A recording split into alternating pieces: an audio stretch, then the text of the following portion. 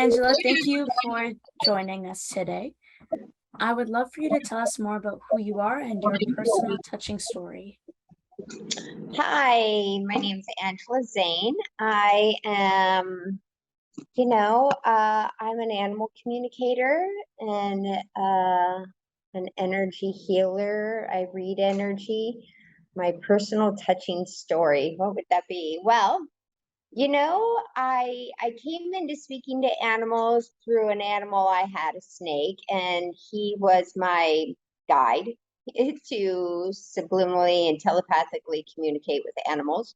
As you can imagine, snakes don't talk, so you have to be able to communicate with them somehow. So he was also part of me waking up to my own ability to communicate with spirit. And as I traveled along my pathway and woke up more and wanted to heal myself, and came to find new teachers along the way, who also assisted me to wake up and tune in more and learn more skills and abilities to tap into. It brought me to the place to be able to help animals and people.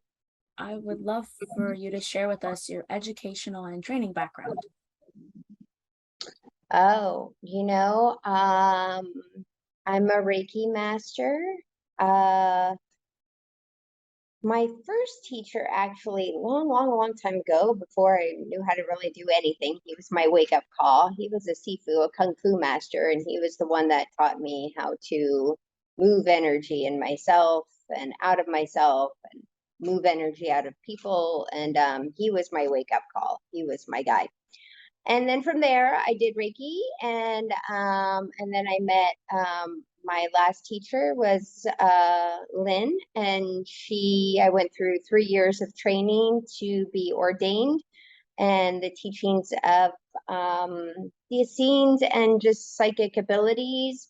So it really helped me to tune into so many different things in my own space, open up my third eye more to be able to see energy and discern what it means and receive messages. When it comes to animals, I didn't have training with people. Nobody taught me how to do that. Like I said, the animals really taught me how to do that. And yeah, that's my education. I didn't have a lot of education, really. I'd say the 3 years was the longest, but that was intense, and it catapulted me into everything else. What makes you unique that sets you apart from the rest? My compassion that I have for others and understanding. I've been through a lot of things in my life, so I think it helps others that I assist to that I can connect with them in that way so well. And I think also my ability to communicate clearly with spirit, whether it's animals or whether it's the spirit of people in bodies, out of bodies, or just the divine in itself. What are some of the most common conditions that you experience from your clients? Well, because I work with people and animals and their people, right? I'll start with the animals. The animals are usually, most of the time, it's things that are going on with the animals, their health or behavior patterns that are going on. And a lot of that ends up coming down to dealing with their people. It's like they have their own information and their own how do I want to say this, their own thing going on. Of course, they're their own individuals, but a lot of it comes down to educating their people how to deal with them or take care of them in the best ways. When it comes to people, I think the things that I deal with most with people is their relationships a lot in any context, not just love, but family, that relationship with themselves, which is really a really big one, is the relationship with themselves. And And then any other facet of how it extends out into the world. But ultimately, it always comes back to us. What can your clients expect from you? They can expect some real raw truth. I'm not somebody to sugarcoat things, but I have a lot of compassionate way of communicating to help people to deal with what's going on with them. What I'm going to say, maybe it's about them personally, which I said everything comes back to us. Could you share 3 tips or processes that you take your clients through? Being present in the moment. I think that's hard for most people on the planet.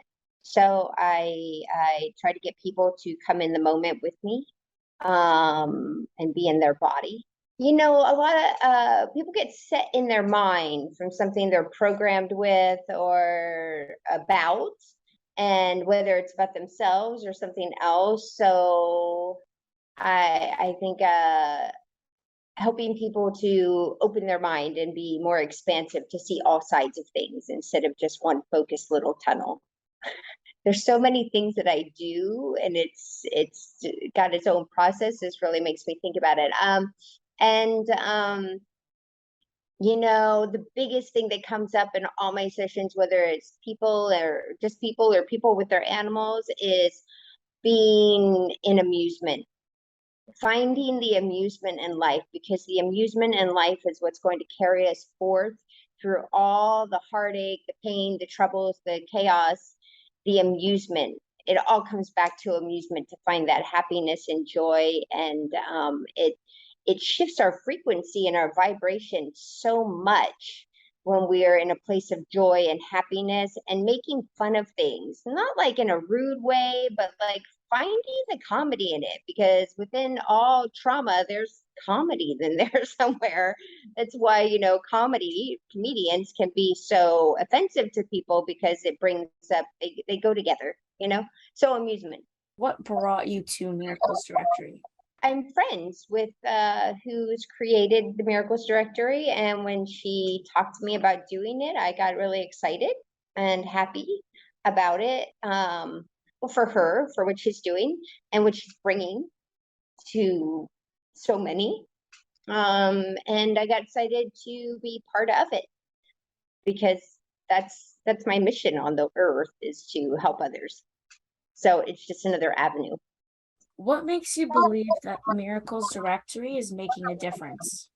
I believe it's making a difference because it's the directory itself is not just based in one modality. It's not like, I don't know, some apps, okay, or like all meditation or all yoga, or maybe a combination of those two, or they're all psychic readings or whatever. So Miracles Directory has a lot of different things for people to help themselves.